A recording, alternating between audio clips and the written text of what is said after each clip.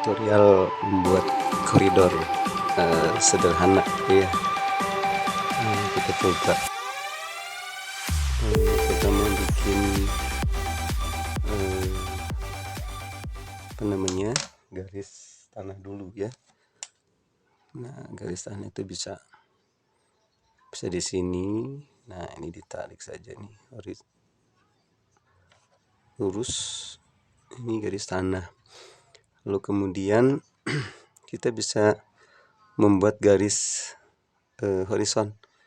Nah, ini sesuai dengan ketinggian manusianya ya. Misalnya yang berdiri. Nah, kita buat yang berdiri seperti ini. Lalu kita tarik horizonnya. Nah, inilah garis horizon, ini garis tanah, gitu ya. Lalu kita asumsikan misalnya titik hilangnya misalnya ada di sini. Nah, ini titik hilangnya. Nah, ini TH ya. Lalu kita bikin bidang, ketinggian bidang sesungguhnya yang kita diasumsikan saja. Misalnya ini, misal inilah bidangnya ya, ini. Lalu kita nanti tarik seperti ini. Lalu kemudian ini juga tarik ke atas. Nah, begitu ya. Nah, maka ini adalah tinggi bidang atau tinggi kolom yang sesungguhnya. Nah, ini tinggi kolom yang bukan sesungguhnya. Nah, kita asumsikan ini di sini ya. Maka ini bukan tinggi kolom yang sesungguhnya. Nah, kita coba buat satu kolom ya atau tiang. Untuk misalnya kita bikin pilar ya. Kita tentukan ketinggian aslinya dari sini, lalu kita tarik. Nah, seperti itu ya. Lalu kita proyeksikan ininya garisnya ya, ini. Lalu kemudian kita asumsikan tarik begitu, lalu ke titik hilang, yang ini juga sama, tarik ke titik hilang, gitu ya. Lalu kita tentukan bidangnya ini diasumsikan saja, gitu ya. Lalu ini juga sama, begitu. Lalu kemudian, nah bagian pilar ini bisa kita olah ini. Nah, dibuat seperti ini bagian kakinya ya. Nah, ini kita olah supaya tidak monoton. Nah, seperti itu ya. Lalu kita bentuk lagi. Ini kita bentuk. Nah, gini ya. Ini juga sama, nanti ditarik. Semua ke titik hilang larinya ya. Nah, ini kita kita finishing ya. Yang ini juga kita finishing bagian bawah. Nah, seperti ini ya. Tuh, gitu ya. Lalu nanti karena kolom ini badannya ini bulat, nah kita bentuk dulu di sini kolomnya ya. Lalu ini kita proyeksikan ke atas ini. Kita tarik garis asnya gitu ya. Lalu kita bentuk badan kolomnya. Nah, ini kita anggap kolomnya kolom Romawi gitu ya. Nah, nanti bagian atas juga sama nanti ini. Ini dibentuk oleh kita gitu ya. Ini di bagian kepalanya dibentuk juga. Nah, seperti ini. Lalu nanti ini tarik ke titik hilang. Tarik ke titik hilang. Yang ini juga sama, tarik ke titik hilang. Nah, nanti garisnya tipis saja gitu ya. Nanti yang bawah ini nanti kita proyeksikan ke atas. Ini lurus nanti ya sampai bawah. Nah ini juga sama, nanti tarik ke titik hilang. Tuh begitu. Maka ini juga kita buat atau kita bentuk bulat. Nah ini yang disebut dengan bagian kepala kolom, ya. Terus kemudian kita asumsikan misalnya ini kolomnya kolom Yunani atau Romawi, apakah Dorik, Ionik, Korintian atau Tuskan gitu ya. Ini kita asumsikan misalnya kolomnya kolom Korintian yang sangat rumit ya, banyak sekali ukiran-ukiran. Nah ini kita bentuk, juga. Nah ini kita bentuk, nah gini ya. Jadi ini asumsikan saja. Nah, tapi setidaknya kita juga pernah lihat gitu ya, bentuk kolom apa namanya Korintian di era Romawi dan Yunani itu seperti apa gitu ya. Nah ini sudah kita dapat kolomnya satu. Nah seperti ini ya. Nah, nanti bagian bawah juga dia ada cincinnya. Ini kita bentuk. Nah ini satu kolom sudah selesai ya. Nanti di sini juga ada lagi dengan kolom yang sama begitu. Ini kita bikin lagi gitu ya, dengan kolom yang sama, terus kemudian nanti kita bentuk lagi seperti halnya yang ini gitu. Nah, ini kita olah gitu ya, apa itu namanya,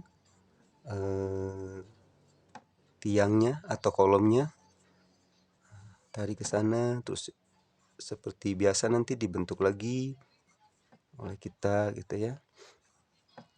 Memang ini lumayan rumit ya. Ini harus hati-hati gitu ya. Kita tentukan lagi garis as kolomnya seperti biasa, seperti yang tadi saya contohkan. Lalu kita bentuk bagian badan kolomnya gitu ya. Nah seperti ini. Nanti dia ketemu di sini. Lalu kita bentuk lagi. Nah gini ya. Nanti ini kita tarik lagi ke titik hilang sampai nanti dia membentuk 3 dimensi kolom. Nah seperti tadi yang saya contohkan di awal, inilah badan kolom yang kedua gitu ya. Ini yang kita juga sama nanti dibentuk apa namanya si kolomnya itu, badannya ya, cincinnya. Ini memang luar biasa kalau kolom Korintian itu sangat rumit ya, karena dia termasuk kolom yang paling khusus pada arsitektur Romawi. Nah, ini kita sudah dapat. Lalu nanti bikin lagi yang di sini gitu ya, kolom yang ketiga, yang keempat, yang kelima, yang keenam, dan seterusnya. Jadi nanti ini penuh dengan kolom-kolom. Jadi ini jejeran atau barisan dari kolom-kolom yang ada pada koridor arsitektur Romawi. Nah ini kita sudah dapat ini bentuk kolomnya ya. Terus kemudian ini nanti kita sudah melihat bagaimana apa kesan menghilang pada satu titiknya ya. Nah maka sebetulnya ini adalah apa namanya bidang lorong yang akan kita gambar gitu. Jadi sebetulnya kalau kita melihat bidang seperti ini kan sudah kelihatan arah apa atau bentuk dari koridornya ya. Nah sudah nampak gitu, udah kelihatan, tinggal kita bentuk. Terus kemudian nanti yang di sebelah sini juga ada ada kolom lagi gitu ya. Sama dengan yang ada di sebelah kanannya. Jadi kolom yang di kiri itu adalah apa namanya? Mirror ya dari kolom yang ada di kanan. Nah, posisi ini adalah plafon ya. Ini garis plafonnya dan ini adalah posisi titik lampu ya. Nah, sementara keramik itu kita bisa asumsikan makin ke belakang ke sana ya, dia makin rapat. Sementara makin ke depan dia mulai renggang. Dan ini direkayasa saja. Gitu ya, karena ini perspektifnya perspektif lapangan. Jadi kita bisa mengasumsikannya begitu ya. Nah, ini kan kelihatan makin ke depan ke arah mata itu kan makin melebar gitu ya. Nah, inilah bentuk dari sebuah lorong yang diambil menyerupai seperti arkade dari arsitektur Romawi, gitu ya. Nah, ini bisa dibentuk sama kita, dibuat lengkung. Nah, silakan diolah gitu ya. Ini saya asumsikan saja seolah-olah bentuk apa namanya? Bentuk lorongnya seperti ini, gitu ya. Nah, terus kemudian kalau ada dinding di sebelahnya ya ini kita liatin dindingnya. Kalau ada jendela ya kita asumsikan saja misalnya ini ada jendela gitu ya. Dinding atau jendela. Nah, inilah apa namanya? Bagian jendela dari arkade dari arsitektur Romawi ini. Ini kurang lebih seperti begini ya. Lalu setelah itu kita bisa memperlihatkan di mana posisi orang. Nah, jadi kalau kita gambarkan orang yang berdiri di sini itu udah lebih tinggi dia. Ini orang aslinya tuh cuman segini. Gitu ya, nempel di tanah gitu. Nah, ketika dia makin dekat ke mata, maka dia semakin besar orangnya. Nah, ini gambar orangnya. Tapi semakin jauh dari mata, maka dia semakin kecil gitu ya. Ini gambar orangnya seperti ini. Ini gambar orang aslinya tuh kepalanya nempel di garis horizon. Di sini ya, ini garis horizon dan kakinya nempel di garis tanah. Nah, gitu ya. Inilah gambar orang aslinya yang saya arsir nih. Sementara yang ini, yang gede-gede, yang tinggi-tinggi, ini bukan gambar orang yang sesungguhnya. Ini hasil dari perbesaran gitu ya. Nah, nanti semakin ke belakang ini semakin kecil orangnya. Semakin menjauh dari mata ya. Nah, ini adalah lantainya. Nah, barangkali itu kurang lebih apa namanya? Sketsa dari koridor ya bergaya arkade Romawi. Nanti mudah-mudahan tutorial singkat ini bisa diikuti ya. Nah, gitu ya. Terima kasih. Assalamualaikum warahmatullahi wabarakatuh.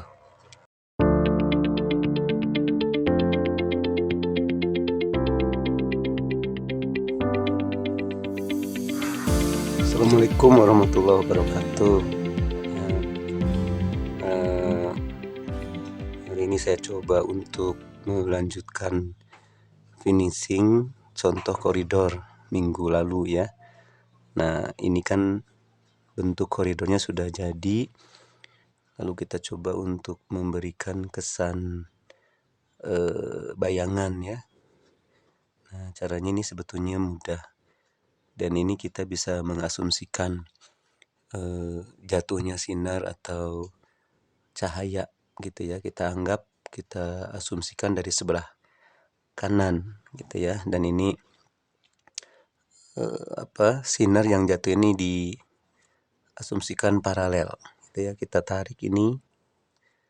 Nah, seperti ini. Nah, lalu kemudian ini bidangnya dihubungkan ke pilar. Lalu kita tarik ke titik hilang. Nah, seperti ini ya. Kemudian yang di belakang juga sama. Nah, ini kita tarik juga, lalu kemudian ini kita hubungkan. Nah, terus sampai ke belakang gitu ya. Ini juga sama. Nah, semakin mengecil. Nah, inilah cahaya yang jatuh ya. Lalu kemudian kita lihat pada bagian kolom ini nih. Ini juga sama oleh kita diasumsikan ditarik. Nah, gitu ya. Lalu dari pilar tadi ini kita proyeksikan lagi garisnya sama seperti tadi, ini juga. Nah, maka ini badan pilarnya sudah ketemu. Nah, yang ini pun sama ya. Nah, ini dengan direkayasa saja. Ini tertarik juga dan kita bisa menghasilkan sketsa bayangannya ya. Lalu untuk badan pilarnya juga kita ini mengasumsikan ini cahayanya jatuh, dia ketemu di sini, lalu ke titik hilang diproyeksikan. Nah, ini ketemu juga di sini. Lalu kita bentuk gitu ya. Kita bentuk. Nah, seperti ini. Tuh gitu ya. Ini kita rekayasa begini. Seperti ini ya. Lalu kemudian di daerah sini juga pasti ini akan gelap. Nah, ini juga kita asumsikan. Kemudian cek lagi apakah ada yang belum. Oh iya, sebelah sini ini juga pasti gelap. Ini bayangannya di sini juga pasti gelap. Oke. Nah, kita sudah bisa mendapatkan sketsa bayangan dan naung yang sudah kita rekayasa begitu ya. Nah, kalau sudah, ini selanjutnya kita bisa mulai mengarsir gitu ya, mengarsir bagian-bagian yang gelap ini. Nah, misalnya ini kita arsir hatching ya, satu arah, atau cross hatching dua arah. Nah, ini di arsir dan arsirnya tetap pakai garis ya, tidak boleh digosok. Nah, ini juga sama. Ini di arsir satu-satu ini. Nah, seperti ini. Jaraknya 1 mili kurang lebih ya. Ini 1 mili sampai dengan selesai penuh. Nah, seperti ini. Maka ini bayangannya sudah ada gitu ya. Termasuk yang ini juga. Nah, ini kita arsir penuh sampai sini juga.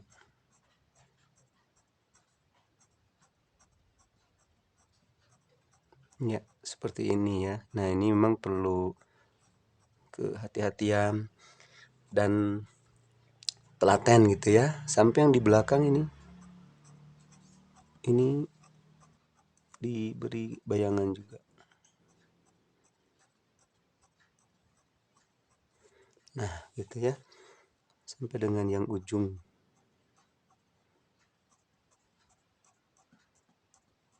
Ya, begitu. Lalu yang ini kita juga kasih bayangan karena dia tiangnya bulat, jadi ini harus kelihatan ngarsirnya dari yang paling rapat hingga ke renggang gitu ya. Nah, yang ini juga sama. Ngarsirnya dari rapat ke renggang sampai dengan yang ini juga ya. Nah, ini lumayan banyak sekali. Lalu yang daerah sini juga ini pasti diarsir ya, tapi ini lebih ke naung. Nah, ini naungnya, bidang yang tidak dikenai oleh cahaya ya. Nah, ini sampai dengan sini juga ya. Yang ini juga. Nah, sementara bayangannya ada di sini. Nah, gitu ya, ini bayangannya. Oke. Nah, ini baru satu kali ya. Yang bawah juga sama nih. Ini di arsir. Nah, yang ini juga sama. Kemudian yang ini juga. Nah, begitu ya. Nah, ini kita sudah mendapatkan pola dari apa itu namanya, bayangannya ya. Lalu kemudian selanjutnya kita timpa lagi gitu. Bayangan ini kan belum kelihatan gelap ya. Nah, ini kita timpa lagi dengan arsiran yang berlawanan. Nah, ini ya. Ini arsirannya bisa horizontal. Nah, gitu ya. Lalu yang ini juga sama. Ini kita timpa lagi dengan yang diagonal tapi berlawanan gitu ya.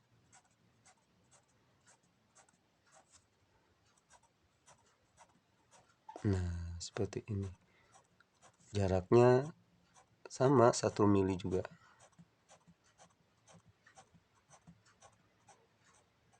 Nah, begitu. Ya. Kemudian yang ini juga sama. Ini di double arsirnya.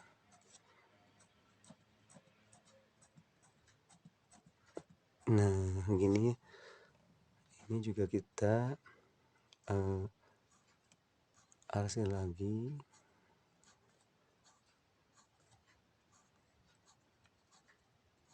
Nah, begitu ya. Termasuk yang ini juga. Ini semua di arsir sampai dengan yang belakang. Nah, begitu ya. Kemudian yang di atas juga ini sama. Diarsir kembali, ditimpa gitu ya, dengan arsiran yang berlawanan. Sama dengan yang ini juga. Nah, yang ini juga. Yang ini juga. Nah, begitu ya. Jadi kita sudah mendapatkan arsirannya ya. Termasuk yang atas ini nih, bagian kepalanya ya. Yang ini juga begitu sama. Nah, kalau di sini ada jendela, nah ini juga sama, diperlihatkan jendelanya. Gitu ya. Ini bisa dibentuk oleh kita. Nah, begitu. Yang sebelah sini juga sama. Kalau memang di sini ada jendela gitu ya. Nah, ini nanti ada gelap naung jendelanya, kaca lah ya. Ini kaca dari jendela itu. Nah, yang ini juga sama. Ini kita asumsikan adalah kaca dari jendelanya. Ini nanti diarsir, inilah yang disebut dengan naung kaca. Gitu ya. Nah, iya. Ini kita asumsikan saja nih. Di rekayasa begitu. Ya, seperti itu. Dapat gitu ya. Terus kemudian kalau ini kurang gelap ya ini ditimpa lagi. Itu ya, ini ditimpa lagi arsilannya, jadi sudah 3 kali berarti ini.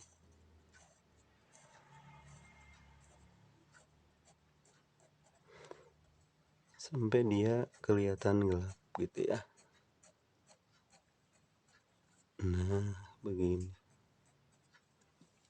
Nah, kan kelihatan ya, kesan bayangannya sudah muncul gitu ya. Terus yang sebelah sini juga sama, ini ditimpa lagi supaya kelihatan lebih gelap.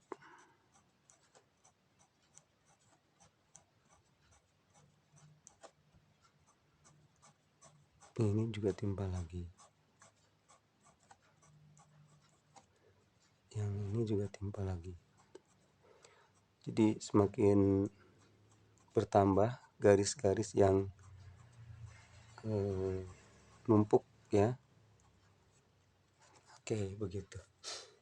Nah, ini bayangannya. Sebelumnya kita juga sudah membuat pola keramik ya. Nah, ini jangan lupa pola keramiknya diperlihatkan. Nah, begini ya. Ya, begitu. Jadi kita sudah bisa melihat bentuk dari koridornya ya. Kemudian yang atas ini juga oleh kita bisa dibentuk ini ya. Ini bisa diasumsikan balok. Yang ini juga sama. Ini kita anggap ini balok.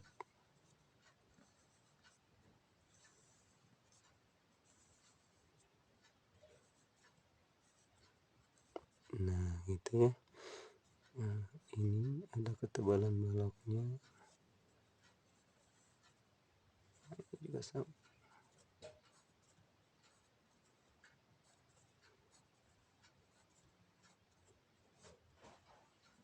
Ya, seperti ini. Ini kita rekayasa, misalnya ini ada balok atau gelagar gitu ya. Nah, gitu. Dan ini lampunya gitu ya. Nah, ini kita anggap sebagai lampunya. Nah, ini juga bisa diberikan kesan gelap ya. Ini bisa diberikan kesan gelap. Silakan. Dan termasuk ini juga bagian yang belakang ini juga gelap. Nah, gitu ya. Nah, gelap ini. Oke. Terus yang daerah-daerah sini juga ini sebetulnya kan gelap ya. Jadi kalau mau digelapkan silahkan. Yang penting jangan terlalu jangan terlalu over ya. Jangan terlalu kuat si bayangannya itu ya. Supaya tidak terlalu dominan ya. Nah, yang selanjutnya kita bisa menambahkan beberapa garis ya. Misalnya di sini supaya kelihatan ada naung ya. Ada naung. Nah, ini juga sama. Nah, ini dipertegas lah garisnya ya. Pertegas supaya kesannya lebih muncul ya. Begitu. Nah, kita sudah bisa mendapatkan hasilnya seperti ini ketika dikasih bayangan. Mungkin ada beberapa bagian yang ditebalkan gitu ya. Nah, ini oleh kalian bisa diberikan outline pinggir garisnya, tapi jangan terlalu jangan terlalu tebal ya, jangan terlalu tebal. Nah, begitu. Bagian ini juga sama. Ini ada bidang-bidang yang oleh kita itu diperkuat kesan tiga dimensinya biar muncul ya.